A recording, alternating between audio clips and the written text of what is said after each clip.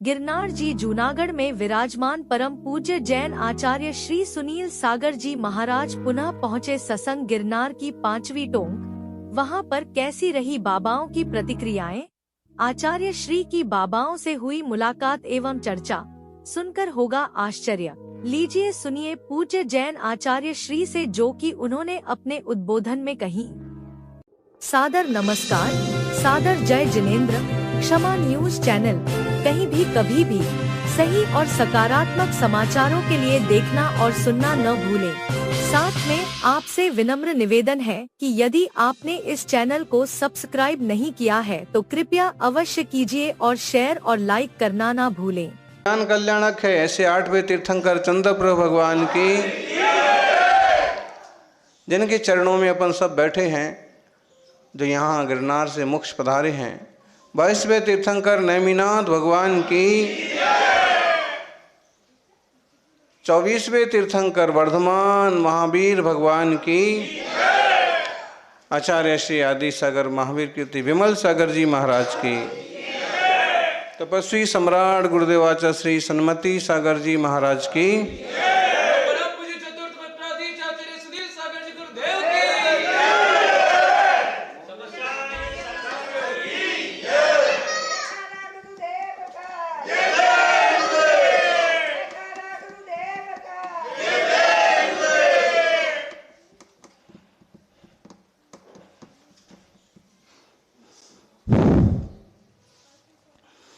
ना मैं किसी से डरता हूँ, ना मैं किसी को डराता हूँ।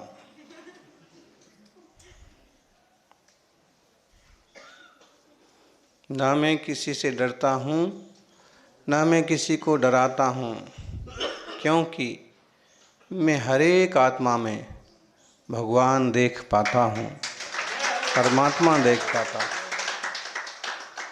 दुनिया में ऐसे लोग बहुत मिलेंगे जो कहते हैं मैं किसी से नहीं डरता, मैं किसी से नहीं डरता, मैं किसी से नहीं डरता। लेकिन वो लोग महान नहीं होते हैं जो किसी से नहीं डरते। वो लोग महान होते हैं जिनसे कोई नहीं डरता, जिनसे कोई नहीं डरता, जिनके चरणों में पशु पंछी भी चले जाते हैं, जिनके पास में दीन दुखी भी पहुंच जाते हैं, और जिनको चरणों को छूने के लिए पहली दूसरी तीसरी चौथी तो क्या 5वीं टोंक तक भी चले जाते हैं।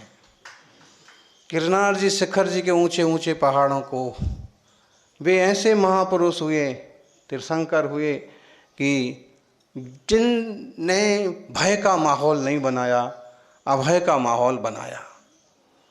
आज भी अभय के माहौल में बड़ी अच्छी वंदना हुई। पहले दिन तो बड़ा पुलिस जाब्ता प्रोटेक्शन था, और ऐसे महसूस हो रहा था, लोगों को भी लग रहा था कि महाराज जी बड़े वीआईपी हो गए। फिर आज ऐसे विचार किया कि इसमें कुछ नहीं धरा है, तो बिना ही किसी प्रोटेक्शन के, और आज पहली यात्रा से भी ज़्यादा आनंददायक यात्रा संपन्न हुई। उसमें आनंद इस बात का रहा, प्रत्येक टोंक पर, वैसे अभी यहाँ साधु संतों का, महंतों का आना जाना ज़्यादा बढ़ गया, तो जो भी मिलते बड़े अच्छे से अभिवादन करते।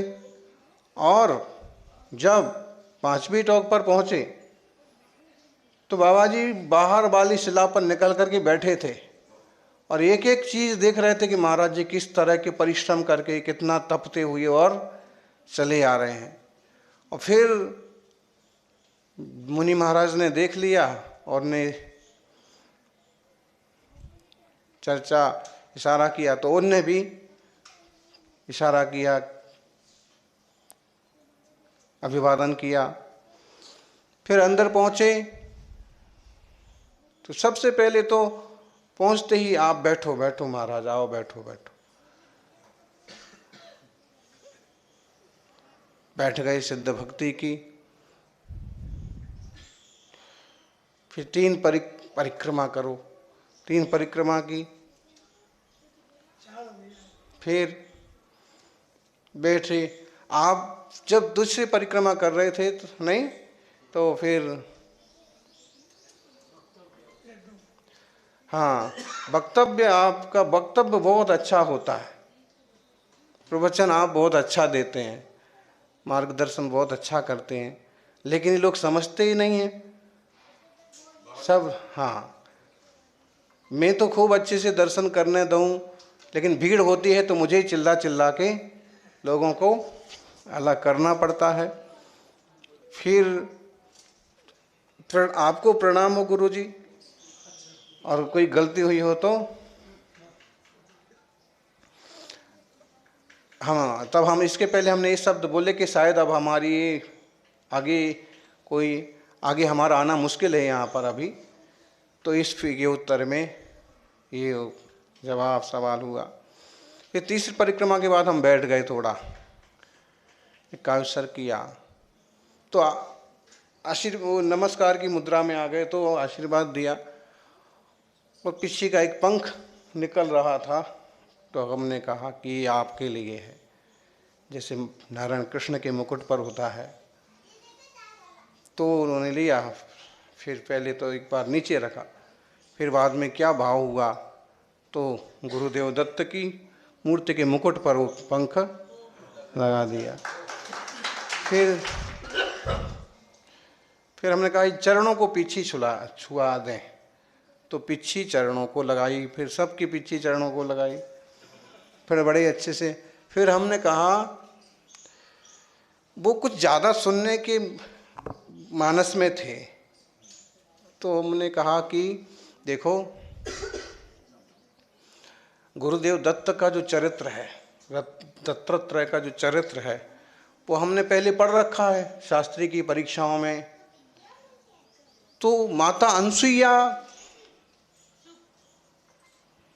के पुत्र हैं, अत्रि मुनि के, अत्रि ऋषि के।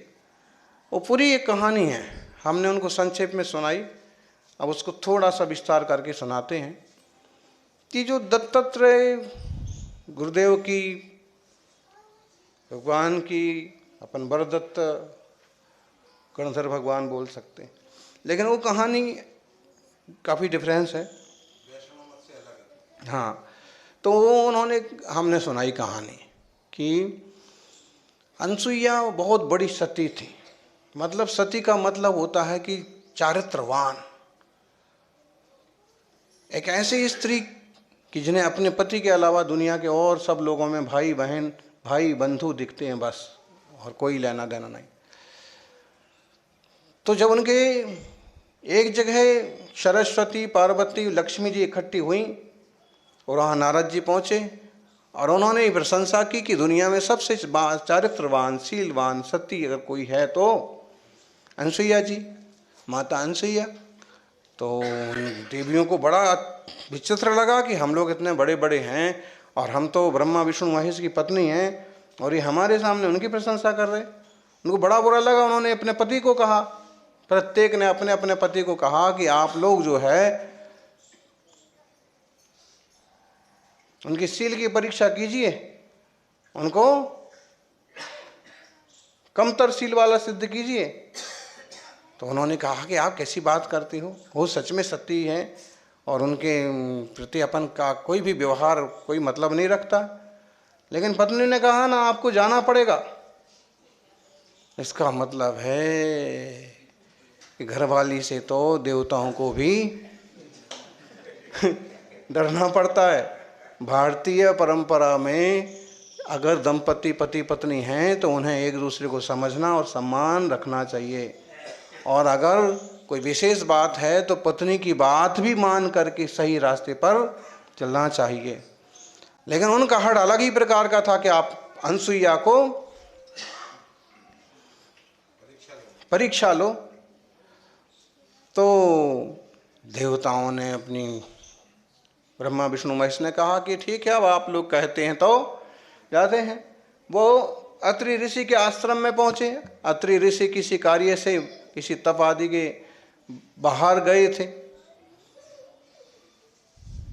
अनसुईया थी, तो उन्होंने साधु जी का, महंत जी का, महात्मा जी का रूप धारण किया। हाँ, साधु का रूप बना करके ठगने की परंपरा पुरानी रही है, परीक्षा लेने की परंपरा। इसलिए साधु जो हैं उन्हें इतना सावधान रहना चाहिए कि हमारे साधु वेश के कारण से कहीं हमारा धर्म या साधु परंपरा तो कलंकित नहीं हो रही है। तो उनने परीक्षा के लिए रूप धारण कर लिया साधु का। एक रावण ने किया था सीता के लिए भिक्षामदेही अपहरण के समय। कई बार राजे महाराजाओं के ज़माने में गुप्तचर भी साधु बाबा का रूप धारण कर लेते थे। और दुनिया के किसी भी साधु संप्रदाय का रूप बनाया जा सकता, लेकिन एक दिगंबर मुनि ऐसे हैं कि जिनका रूप नहीं बनाया जा सकता। और कोई ठगी करके कदाचित बना भी ले तो घंटे 2 घंटे, दिन 2 दिन में उसकी हवा निकल जाएगी, पकड़ा जाएगा, चल नहीं पाएगा, क्योंकि कठिन तपस्या का मार्ग। साधु के क्षेत्र में, साधना के क्षेत्र में जो पहुँचे हैं भाग्यशाली हैं, और इसको निभाते रहें, इसका बहुत ही अच्छा हो। तो उन्होंने रूप धारण कर लिया और आए और कहे कि माता हमें भूख लगी है, हमें भोजन दो, भिक्षा दो। तो उन्होंने कहा कि आओ, बिल्कुल आओ। संत महंतों को, महात्माओं को आदर से बुलाया। उन्होंने कहा हम, लेकिन हमारी शर्त है, हम भिक्षा तब लेंगे जब आप बिना वस्त्रों के भिक्षा दें। तो अनसुईया जी विचार में पड़ गई, ऐसे कैसे संत महंत है, क्या बात है। तो उनने ऐसा मातृशक्ति का तप देखिए, या जो भी प्रज्ञा देखिए, उनने ज्ञान लगाया कि ये तीनों पहचान लिया उनके रूप बदलने के बाद भी कि ये ब्रह्मा विष्णु महेश हैं। और तभी उन्होंने अंजलि में जल लिया और ये प्रार्थना अपने पति को याद किया, अत्रि ऋषि को याद किया कि अगर सच में मेरा शील सही है तो ये सब तीनों छोटे छोटे बालक बन जाएं, 6-6 महीने के। तो तीनों और पानी उनके ऊपर छीटा तो तीनों 6-6 महीने के बालक, नग्न बालक, बच्चे तो नग्न होते। फिर उन्हें बढ़िया उनकी जैसी भावना थी उस हिसाब से नन्हे बच्चों की तरह माता अनसुईया ने दुग्धपान, क्षीरपान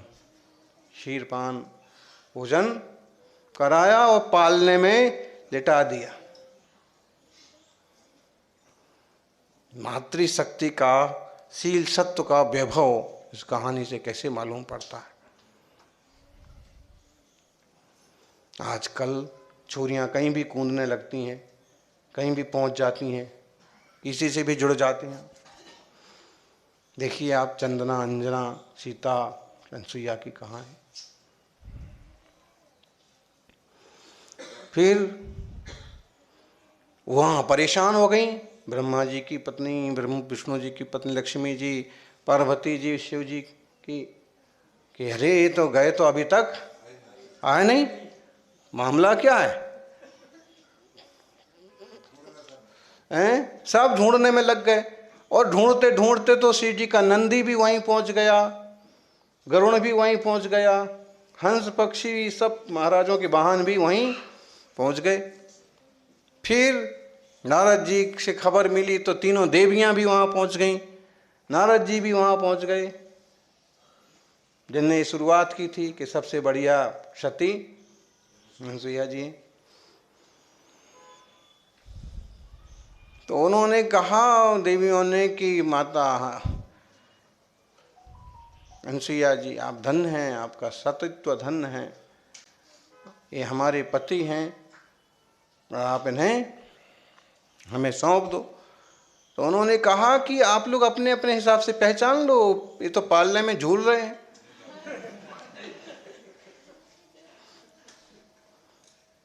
सतीत्व में कितनी पावर हो सकती है, शील, संयम, मर्यादाओं में।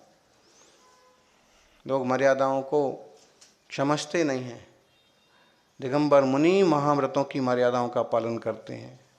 पूर्ण अहिंसा, पूर्ण सत्य, पूर्ण ब्रह्मचर्य, पूर्ण परिग्रह, पूर्ण अचौर्य, इससे बड़ी मर्यादाएं दुनिया में कोई पालन नहीं करता। दिगंबरत्व की मर्यादा। और दत्त दिगंबरा, शिव जी के लिए दिगंबर शब्द के प्रयोग हुए हैं। ऐसे में दिगंबरत्व को अभी इसी कहानी में आता है कि जब उनने कहा तो उनने कहा आप पहचान लो, अपने अपने उठा लो, ले लो। और जब उठाए तो अदला बदली, पहचान नहीं पाई। तो उन्होंने कहा कि कैसी तुम लोग सती हो, तुम्हें अपने पति की पहचान नहीं हो पाई इस मुद्रा में रूप बदल जाने से।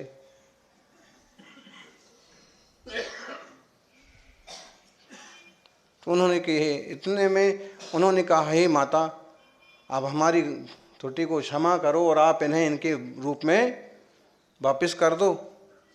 तो उन्होंने अपने योग बल से उनको वापस तीनों को 3 रूप में खड़ा कर दिया। तो सबके अलग अलग, कि इनने तो जो लक्ष्मी जी के पास थे वो ब्रह्मा जी थे, और पार्वती के पास थे वो विष्णु जी थे। तो उनको बड़ा संकोच लगा कि देखिए हम पहचान भी नहीं पाए। इतने में अत्रि ऋषि अपने बाहर से आ गए और उन्होंने देखा कि क्या चल रहा है, और देखा कि हमारे यहाँ तीनों देवता उपस्थित हैं।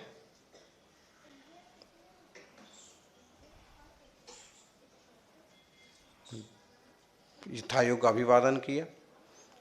फिर कहते हैं देवता ने कहा कि आप माँ कुछ भी वरदान मांगो। तो कहते हैं अनसुईया ने मांगा कि आप हमारे यहाँ से पुत्र के रूप में उत्पन्न हो। तो वह दत्तात्रेय के रूप में उत्पन्न हुए। और फिर इनके जीवन के संबंध में कहा जाता है कि जिनका आसन धरती है और जिनका ओढ़ना आसमान है, ऐसे दत्त दिगंबरा। और दत्त दिगंबरा कहते थे, इसी से लगता है कि वरदत्त दिगंबरा। जो भी है, हमने ये कहानी जिससे थोड़ा कम में उनको सुनाई। फिर इसके बाद हमने कहा कि देखिए जो नेमिनाथ की बात आती है, जिनके चरण माने जाते हैं, तो नेमिनाथ भगवान नारायण कृष्ण के भाई थे। तो उन्होंने कहा हाँ हाँ चाचा के बेटे थे, ये मैंने भी सुना है। तो मैंने कहा चाचा नहीं, ताऊ, बड़े पिता के बेटे थे। हाँ बड़े पिता के बेटे थे। और यहाँ पर कृष्ण महाराज आए थे और उन्होंने इसकी परिक्रमा की थी। वो बोले मैंने ये सुना है कि यहाँ की परिक्रमा, उन्होंने यहाँ के दर्शन किए, परिक्रमा की थी। तो ऐसी चर्चा हुई और समय अब हमको भी जल्दी उतरने का था, धूप बढ़ रही थी। बाकी उनका कुछ ऐसे मानस था कि महाराज जी बैठें और चर्चा कुछ हो। तो फिर भी जितना योग बना, सच्ची बात है, अहिंसा प्रतिष्ठायाम तस्य नवधौ वैर त्यागा। वात्सल्य के बल पर ही आप दुनिया को जीत सकते हैं। दुनिया में शांति यदि हो सकती है तो पूर्ण अहिंसा और वात्सल्य के बल पर ही हो सकती है। एक दूसरे को समझें, एक दूसरे की भावनाओं को समझें, एक दूसरे का सपोर्ट करें, तो हाँ तो बहुत बढ़िया हो जाए। हाँ, समन्वय और सहिष्णुता बहुत बड़ी चीज़ है, सामाजिक सौहार्द के लिए बहुत कीमती चीज़ है।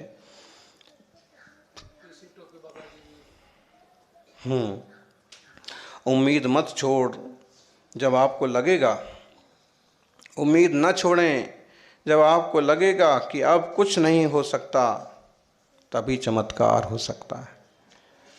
आखिरी मोमेंट पर भी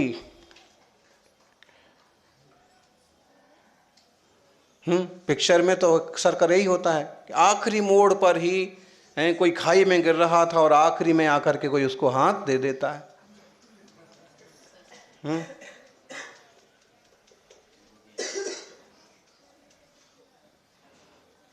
तो आखिरी मूवमेंट पर भी आप विचलित मत होइए, घबराइए मत।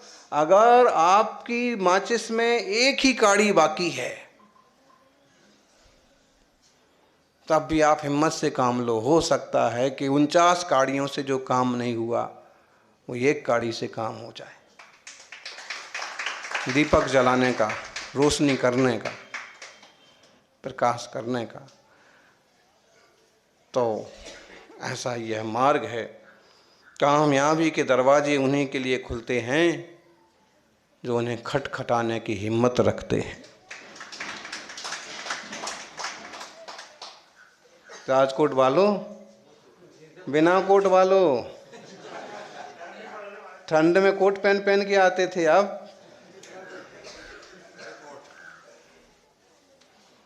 जयपुर वालों सुन लो,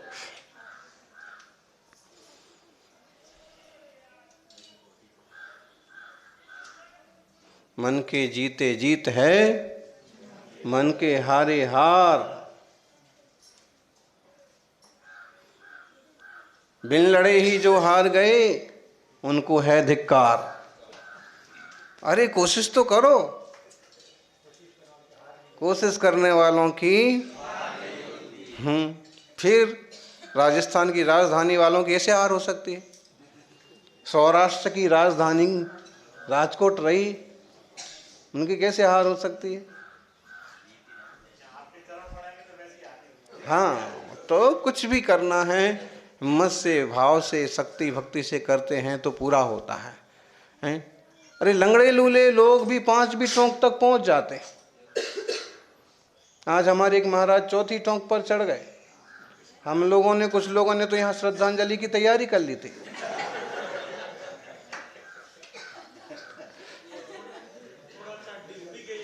है, डिगने का ही काम है। एक जरा सा बाल के जितना चूके, 1 इंच चूके, 1 सेकंड चूके, वो तो कोई तीव्र पुण्य हो, तीव्र पुरुषार्थ हो, प्रभु की कृपा हो, तो फिर ऐसी भूमियों के दर्शन होते हैं। तो उनका अच्छा भाग्य रहा। लगभग सभी साधुओं की अच्छे से वंदना हुई, त्यागी व्रतियों ने भी अच्छे से वंदना की। और आज तो बाबा जी ने बाहर चली गई दीदी माता जी, तो उनको बुला के कराई कि आप, उनको अंदाज लग गया कि अब इनकी शायद आखिरी वंदना है ये। तो फिर 3 परिक्रमा, उन्होंने कहा 3 रह गई, हमारी 1 रह गई, तो ठीक है आप करो और करो। और पुलिस वाले जो थे नए थे, तो जैसे वो टोकते हैं तो टोक ही रहते, अरे इधर चलो। और फिर बाबा जी ने उनको रुकाया, ठहरो, करने दो। तो देखिए, सभी के अंदर परमात्मा है, प्रत्येक आत्मा भगवान है। अब यह है कि मान्यताएं जो होती हैं वो रहती हैं।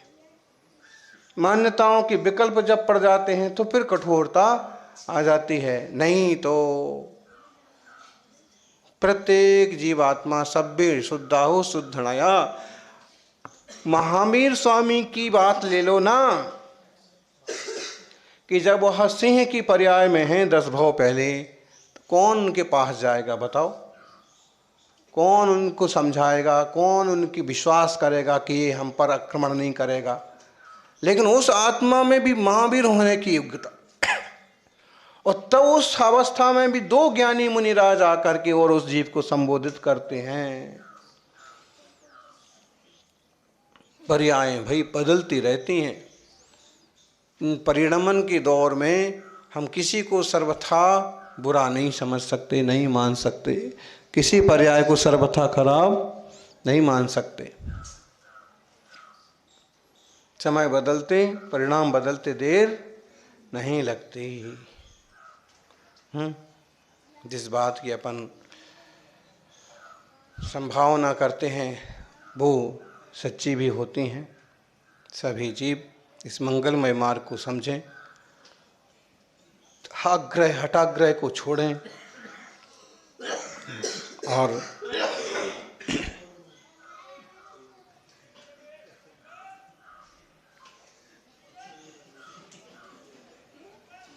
अब एक साथ इतने जने खासेंगे तो प्रवचन तो करना ही पड़ेगा खत्म।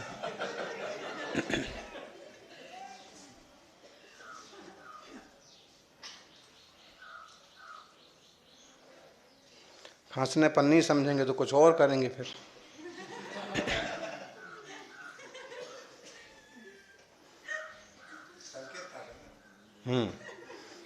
लेकिन समझो, ये बातें अंतर्मुख होने की बात है। इतने ऊपर जाकर के कोई व्यक्ति कैसे बैठ सकता है? जब तक उसको खुद स्वतत्व की पहचान ना हो, आत्मानुभूति ना हो, देह से भिन्न स्वभाव का बोध ना हो, तो ऐसे एकांत वीरान में पल भर को नहीं बैठ सकता है।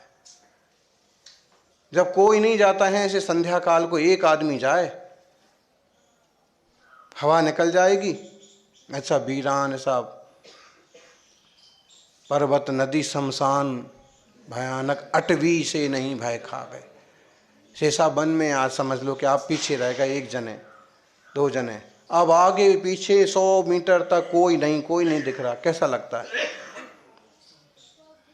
ऐसे में भी जिनने अपने तन मन जीवन को साधा, वो कितने श्रेष्ठ तपस्वी साधक होंगे। नेमिनाथ स्वामी, प्रद्युम्न, शंभु, 72 अनिरुद्ध, 72 करोड़ 700 मुनिराज, गज कुमार मुनिराज, वो भी मोक्ष पधारे हैं यहाँ से। हाँ, अब अपन नहीं पहचान पाते हैं कि चट्टाने में बनी हुई मूर्ति कौन सी, अब नाम तो खोले नहीं। गज कुमार मुनिराज भी गज कुमार मुनिराज की, अच्छा अच्छा,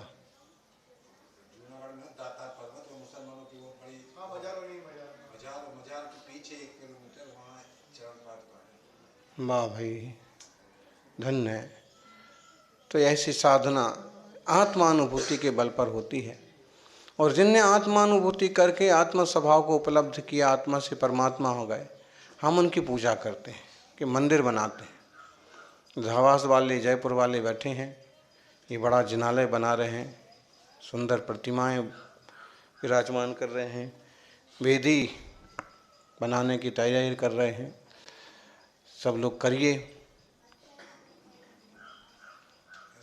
आप सब लोग गजेंद्र बड़जात्या परिवार और जयपुर के लोगों को जोड़ के, जय कुमार जी, सभी लोग एक अच्छा सा विशाल सुंदर भव्य जिनालय, जिसमें फिर परमात्मा को देखे, पूजा अर्चना करके अपन भी पवित्रता को उपलब्ध हों, यही मंगल भावना। जय बोलिए 24 तीर्थंकर भगवान की। भगवान नेमिनाथ के जब उन्होंने बैराग हुआ था तो आभूषण होते छोड़े थे ना, वो सब भी हैं दातार पर्वत में बने हुए हैं, निशान रखे हैं। हाँ, दिवाली को एक बार दिखाते हैं वो मुसलमान लोग, बाजार वाले। तो अपन जा सकते हैं। सीढ़ी है वहाँ, पूरी पर्वत है। कितना ऊंचा है?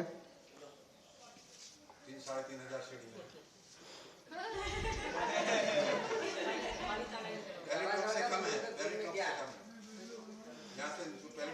तो वो गज कुमार मुनिराज के चरण है वहाँ फिर पीछे जंगल में है, वो 1 किलोमीटर।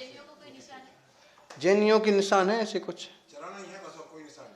उस पर ये कुछ नहीं लिखा किसकी है। किसी कुछ नहीं, खाली चरण।